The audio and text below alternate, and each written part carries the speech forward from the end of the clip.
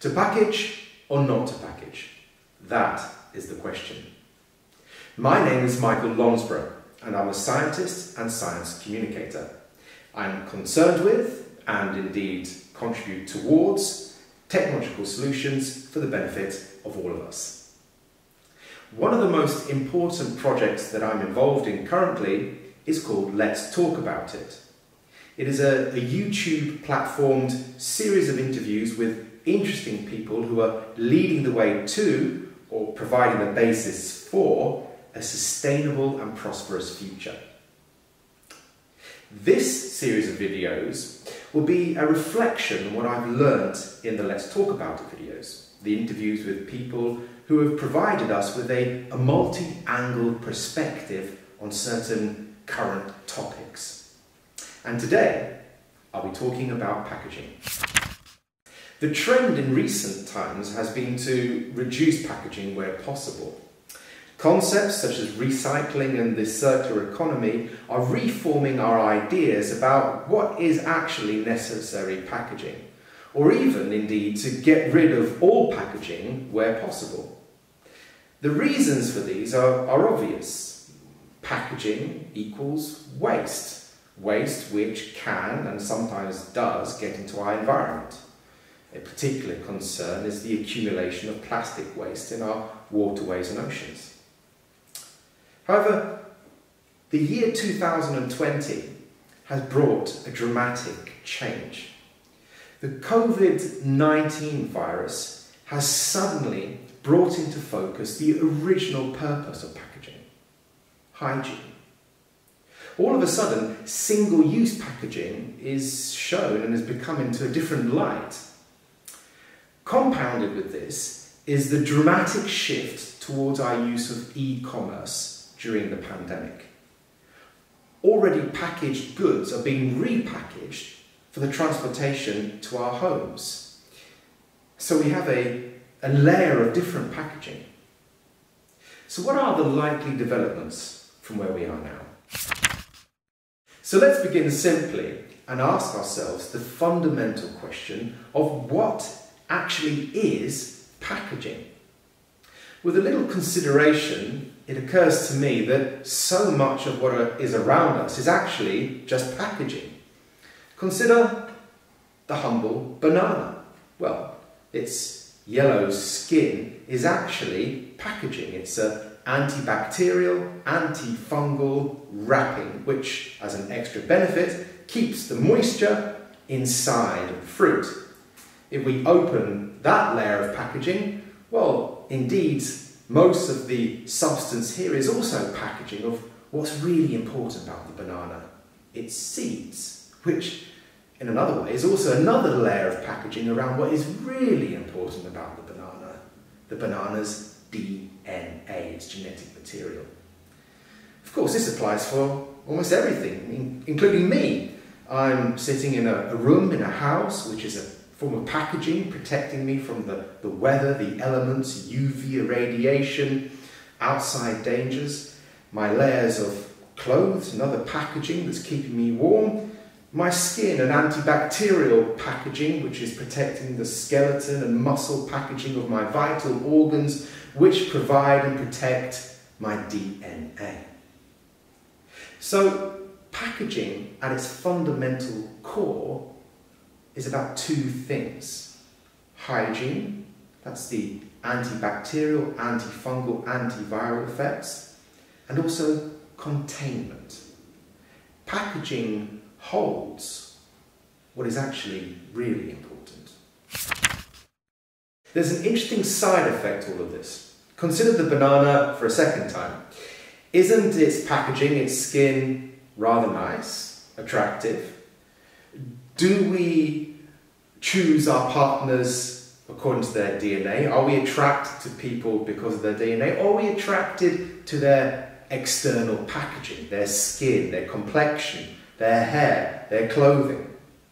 It seems to me that evolution has stumbled across a marketing ploy.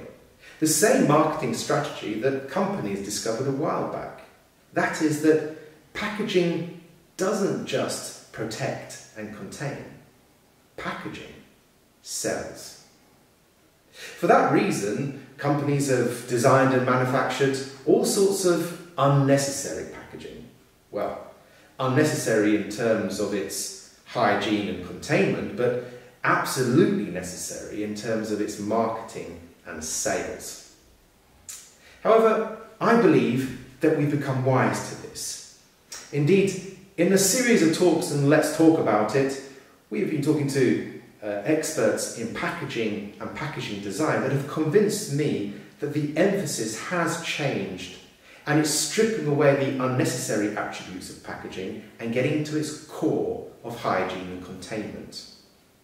There's an idea that designers are now beginning to understand that really what they're designing isn't packaging but waste itself, and trying to find a use for that. They've integrated into their thinking the concept that packaging has an afterlife.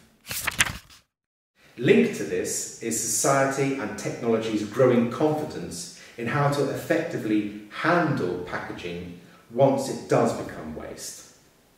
We've had several interesting talks on Let's Talk About It with people who are, for example, developing new markets for waste materials.